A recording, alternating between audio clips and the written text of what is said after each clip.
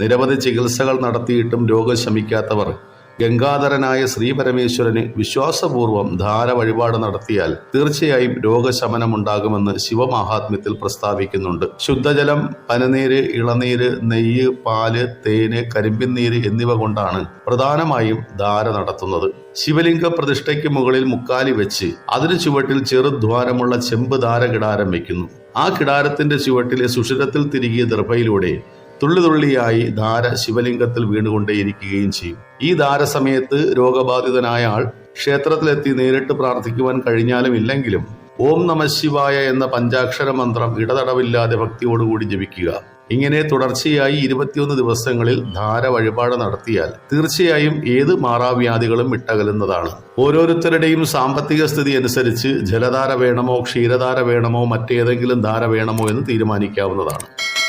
ഓം നമഃശിവായ.